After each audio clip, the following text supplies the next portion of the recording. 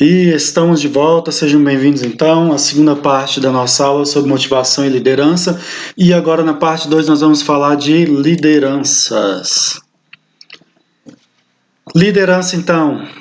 Há muitas definições de liderança, a explicação mais simples diz que a pessoa A é um líder ou tem liderança quando consegue conduzir as ações ou influenciar o comportamento das pessoas B, C, D e etc. Então o líder influencia seus seguidores.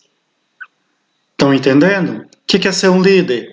Influenciar seus seguidores. Então nem sempre o líder é um gerente. O certo é que todo gerente seja um líder, mas nem sempre todo gerente é um líder e nem todo líder é um gerente. Por exemplo, nós temos o gerente de operação. Então o gerente de operação chega lá nos operários, são 50 operários, fala: gente, bora trabalhar, bora botar gás. Todo mundo levanta desmotivado, às vezes nem dá atenção. Aí chega aquele cara que é o líder entre eles lá, que todo mundo gosta, que sempre toma frente.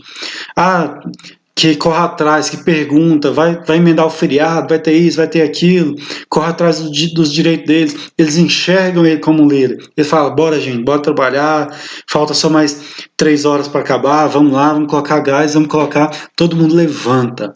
Então muitas vezes esse líder aqui, ele é mais respeitado que o próprio gerente, porque o gerente ele tem às vezes ele assim induz um certo poder, um autoritarismo. Vai trabalhar, o outro, bora gente, bora trabalhar, o líder tá junto. Eu já coloquei para vocês numa das primeiras aulas lá. O chefe, ele manda o povo trabalhar, o líder está lá trabalhando junto. Tem essa diferença. Então o líder, ele influencia pessoas a fazer a sua vontade, ele é carismático. Então, liderança é a realização de uma meta por meio da direção de colaboradores humanos. Então, o que é uma liderança? A liderança é realizar um projeto, uma meta, por meio de pessoas. O homem que comanda com sucesso os colaboradores para alcançar finalidades específicas é um líder. Um grande líder é aquele que tem essa capacidade, dia após dia, ano após ano, numa grande variedade de situações. Então, o estudo da liderança exige análise pelo menos de 3 elementos: motivação dos liderados, natureza da tarefa ou missão e a figura do líder. Então, nós temos aqui, o que forma a liderança então? Papel do líder, seus seguidores e a missão que eles têm que fazer. Porque o líder sem a missão não há liderança. Está liderando o quê? Ele precisa ter uma liderança. Então, ele precisa ter uma missão, precisa ter um objetivo. E ele, para ser líder, ele precisa ter pessoas. Ele pode, claro, liderar um projeto sozinho, mas o ideal é que ele tenha seguidores. Aí se torna uma liderança. Então, existem algumas questões. Tipos de líderes e liderados. Então, nós temos na liderança líderes que arrastam multidões. É aquele líder carismático, é aquele líder que tem um dom para lidar com pessoas. Tem um líder que interpreta as multidões, então ele vai lá e decifra o que a multidão quer. E tem o líder que representa multidões. Então esse daqui, por exemplo, num sindicato, nós temos 200 pessoas que estão pensando em fazer greve. Antes de fazer greve, o líder vai lá e representa a multidão. Tem o líder que ele está interpretando o que a multidão está querendo. E tem aquele líder que gera a multidão. E nós temos 2 tipos de seguidores. Seguidores fiéis, não larga o líder para nada. Estando certo ou estando errado, está lá. Debaixo de chuva, debaixo de sol, está lá. E tem os seguidores mercenários, que são aqueles mais por interesse. Eu te sigo enquanto tá bom para mim. Então, o líder, o processo da liderança sempre está personificado na figura individual ou grupo. A figura humana dos líderes permite definir a liderança como função. Então, a liderança é uma função, papel ou tarefa que qualquer pessoa precisa desempenhar quando é responsável pelo desempenho de um grupo.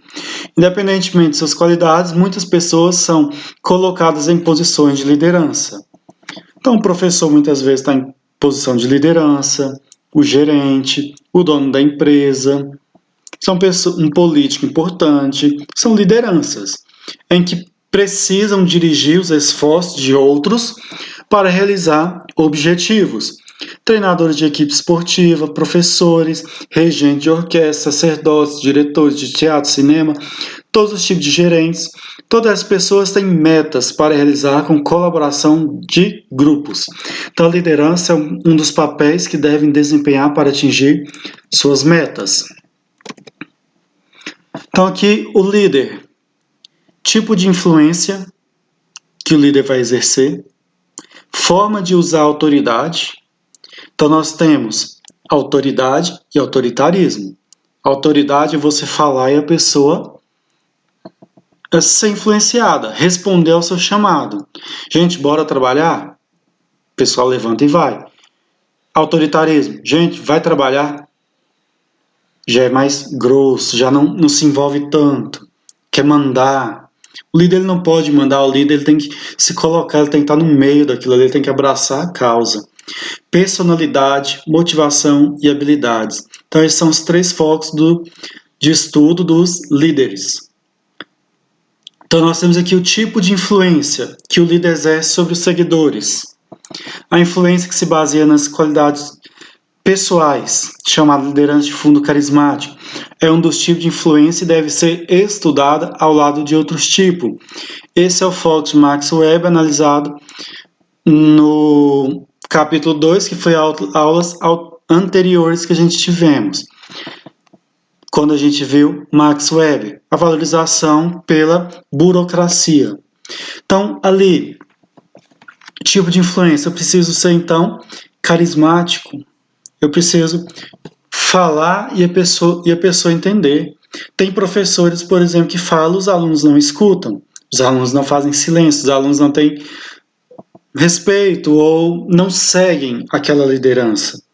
Mesma coisa numa empresa, eu não respeito aquele gerente, eu não gosto daquela pessoa, de certa forma, assim, do jeito que ele lidera, do jeito que ele trata os outros. Então a gente tem que trabalhar nosso tipo de influência, ser mais carismático. Temos depois as características pessoais do líder, especialmente sua personalidade, motivação e habilidade. Então, o que motiva aquele líder a fazer aquilo ali? Ele tem que estar motivado também naquela tarefa, ele tem que abraçar a causa, ele tem que ter habilidades. Depois, terceiro, a forma como o líder usa a autoridade para se relacionar com seus funcionários. Foi o que eu falei, a autoridade é diferente de autoritarismo. Então, não é mandar, é saber falar e as pessoas ouvir a sua voz. Temos aqui também 6 tipos de liderança. Democracia pura, autoridade no grupo todo. Tem aquele cara que tem autoridade com todo o grupo. Debate sem líder. Temos autoridade em cada indivíduo. Cada indivíduo, então, ele tem uma certa autoridade, ele tem autonomia para fazer as coisas. Temos o líder paternalista, que é aquele paizão que quer resolver tudo. Temos o autocrata, que é a autoridade do líder. É aquele líder que chamou, vamos embora pessoal, o pessoal levanta e vai. E tem a vontade da maioria, aquele líder que segue o que a maioria quer. Ele escuta as pessoas, o que vocês querem? Então vamos fazer daquela forma. Então aqui, comportamentos autocráticos. Quanto mais concentrada a autoridade no líder, mais autocrático seu comportamento ou estilo. Muitas formas de comportamento autocrático abrangem prerrogativas da gerência, como as decisões que independem da participação ou aceitação. Então, infelizmente, o estilo autocrático pode degenerar e tornar-se patológico. Aquele cara que começa a tratar as pessoas como se fosse um pai, aquele paizão, transformando-se no autoritarismo também. Desculpe aqui, esse patológico não tem a ver com a parte do paternalismo, mas se transformar em algo que vai virar autoritarismo, confunda a minha autoridade. Então eu estou falando, gente, bora trabalhar. O pessoal levanta. De repente o povo começa a não gostar do meu estilo de liderança. Eu falo, gente, bora trabalhar, o pessoal não vai. Aí eu começo, vai trabalhar. Então eu começo a mudar do autoritarismo, da autoridade para o autoritarismo. Então a arbitrariedade de despotismo e tirania, que representam violências contra os liderados, são exemplos de comportamentos autoritários. Então, autoritarismo é terrível numa empresa. Agora, você ter a sua autoridade, seja de gerente, um gerente tem autoridade, o prefeito, o vereador, eles são autoridades. Mas aí, por exemplo, o policial, ele é uma autoridade, mas quando ele exerce de bater na pessoa sem já chegar batendo, sem perguntar quem é a pessoa que ela fez, já está exercendo de autoritarismo, já está partindo para outra coisa. Temos comportamento democrático. Quanto mais decisões forem influenciadas pelos seus integrantes do grupo, mais democrático é o comportamento do líder. Então, aquele líder que tudo ele quer saber o que o outro pensa. Ele vai basear, por exemplo, quem concorda de não trabalhar no sábado. As 5 levantou a mão, 3 não levantou, aí ele vai lá e vai pela democracia, pela decisão da maioria. Temos os liberais. No caso de comportamentos liberais, o líder transfere sua autoridade para os liderados. Então ele já deixa os outros ter autonomia para fazer as coisas, confere poder para tomar decisões. Ser liberal implica a decisão de abdicar deliberadamente do poder de tomar determinadas decisões que são delegadas para os liderados. Então, quanto mais o líder delegar decisões para os liderados, mais liberal é o seu comportamento. Isso também não é muito bacana.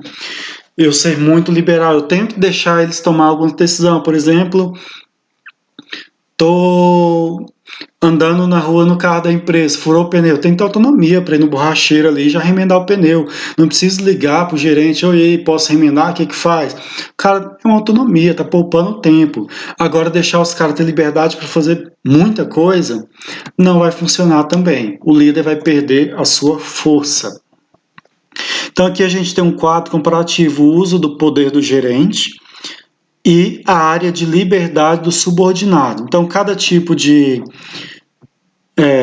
liderança tem um tipo de poder. Então, aqui o gerente adota a decisão e a anuncia. Então, o poder maior é do gerente e menos liberdade para o subordinado. O gerente vende a decisão. Então, quando ele vende a decisão, ele ainda tem um poder grande, porque ele está dando a decisão, mas o funcionário ele já tem que comprar aquela decisão. Por exemplo, falar, gente, vamos fazer um feirão nesse domingo? A gente está precisando vender, o que vocês acham? Então, ele está vendendo uma decisão. O gerente apresenta ideias e solicita perguntas. Ele está dando mais autonomia para os funcionários e está reduzindo na sua. Está sendo mais democrático. O gerente apresenta decisões provisórias sujeitas à mudança. Então, ele já tomou a decisão, mas aqui está meio a meio, então está sujeito a mudança. Se vocês não gostarem, a gente muda. O gerente apresenta o problema, recebe sugestões e toma decisão. Então, o funcionário ele tem mais poder ainda. O gerente está diminuindo o seu poder de tomar decisão. Está ficando mais parte liberal. O gerente define os limites, solicitando ao grupo que tome uma decisão. Então, isso aqui ele já passa a decisão para os funcionários.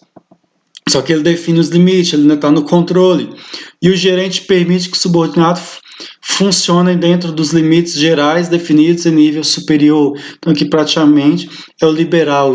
O subordinado tem autonomia para fazer muita coisa. O gerente, quase nada de respaldo aqui. Então, para finalizar a nossa aula, vamos mais a um vídeo de reflexão sobre motivação, liderança, importância. Esse vídeo é bem bacana. Depois, quem quiser assistir ele, esse aqui é só um trechinho, ele é 18 minutos. Esse aqui eu peguei, ele é só um resuminho. Mas vale a pena, são 18 minutos, você vai rir muito, você vai aprender muito. Bem bacana o vídeo, tá bom? Depois assistam ele completo.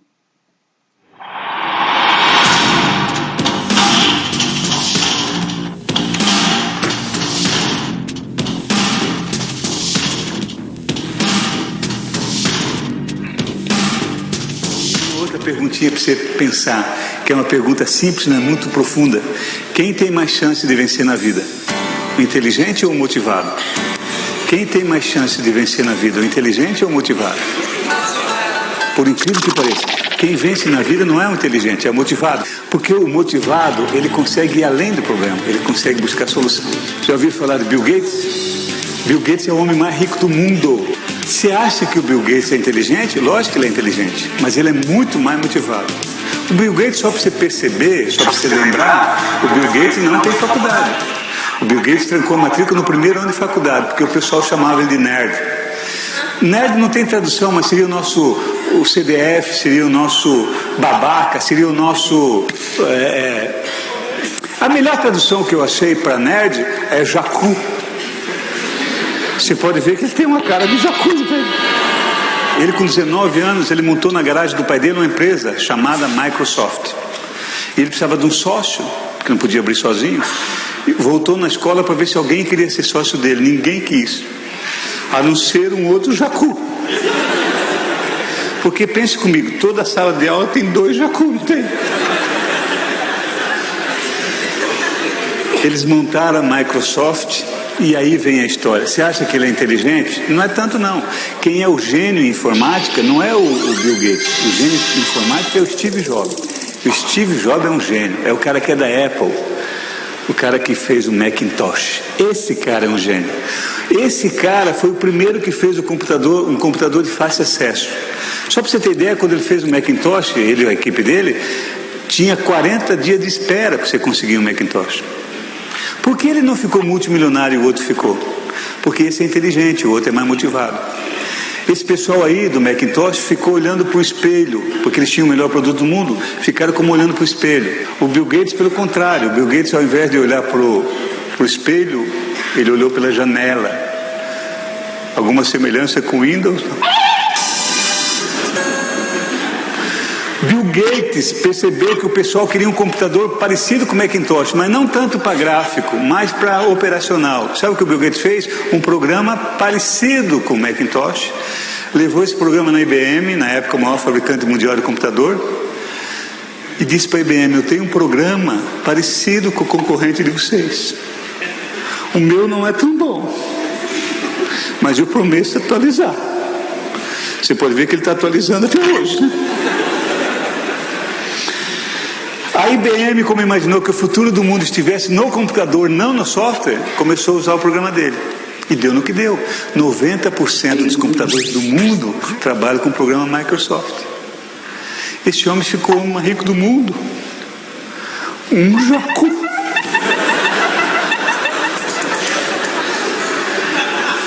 Portanto, se amanhã alguém te chamar de jacu, diga: muito obrigado, muito obrigado. São os jacus que ficam ricos.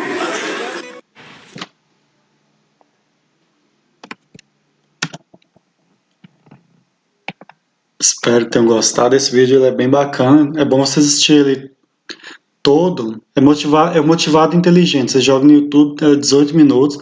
Aí vai falar da motivação do gato, do cachorro. É bem bacana mesmo. Isso aqui é só para você ter uma ideia, então, que a importância da motivação. Às vezes a gente tem um currículo enorme.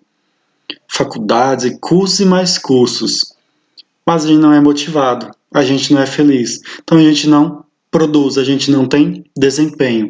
Então a motivação é um fator muito importante, seja para o líder, seja para o subordinado. Então nossa aula finaliza aqui. Na próxima aula, quarta-feira, teremos revisão. Na quinta-feira vocês terão 4 horas para fazer a prova, e na sexta-feira a gente terá uma aula especial, meio de despedida desse bloco, tá bom? Então fiquem todos com Deus, bom final de semana e até quarta-feira na nossa revisão.